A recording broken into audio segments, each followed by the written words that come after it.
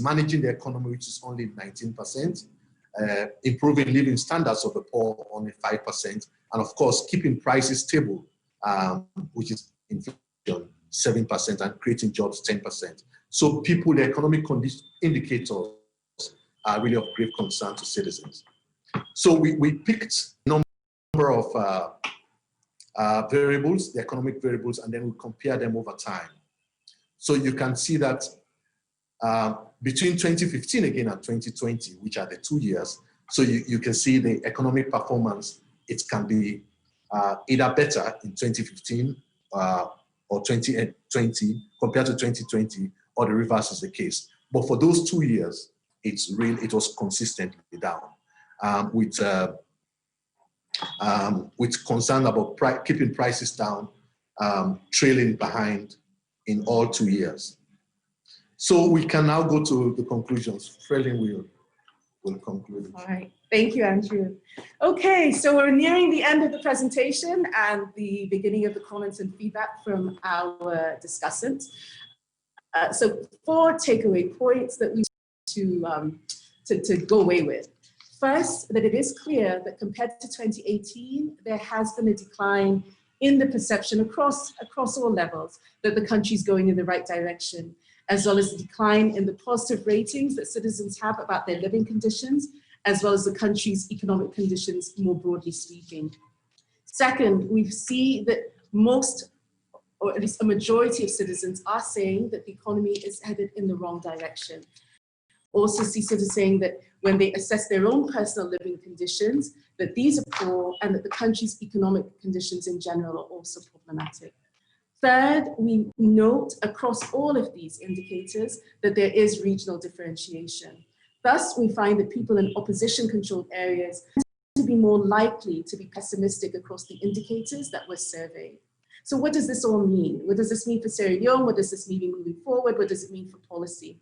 One takeaway that we have is that it suggests that when we talk about economic reforms, when we talk about making sure that the economy works for all, that there has to be a focus on incorporating inclusive reforms that will benefit everybody, that all will feel that they are part of and that they will be included in. There has to be a focus also, not just on equity within the whole country, but also steps to promote national cohesion.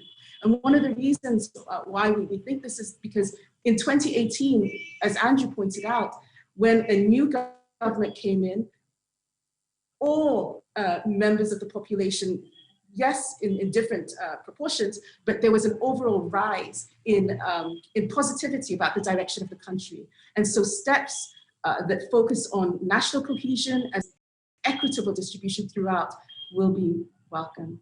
On that note, I want to say thank you. Andrew might have a few closing points as well. Thanks. Thank you very much. So again, I think the point of emphasis again is to think about 2018, the rise in citizens' appreciation of government. We emphasize, as been emphasized around the world, that the economy does not lie.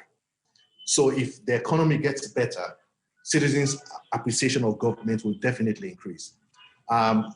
In reality, a lot of people talk about the divisions within Sierra Leone, but Sierra Leoneans are speaking. Economic conditions are biting them. And if those conditions are alleviated, definitely they will have a better appreciation of the institutions that govern their lives.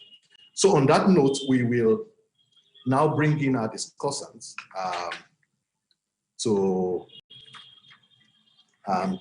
join us. So we're going to start with Gail Martin. With Gail Martin. Are you ready? Gail, either you are there, you are.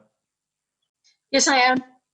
Okay, very good. So Gail, you tell us, what does this mean for you at the World Bank and the work that you do and the support to Sierra Leone? We have to bear in mind that we want the figures are depressing, but we don't want to leave Sierra Leoneans on a pessimistic note. So what can be done better?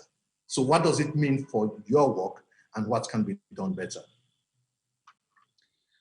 So thank you, to Afrobarometer for, I'm a firm believer in the pedigree, as you mentioned earlier, of this platform. You know, many of our reports are based in, you know, we collect data, etc. But it does matter what people think. It matters their perception, how they feel the economy. And you know, we have numbers about you know, growth, etc. But that sentiment of how people feel is an important addition to, you know, the spectrum of surveys and data collection that we have. So I just want to acknowledge that.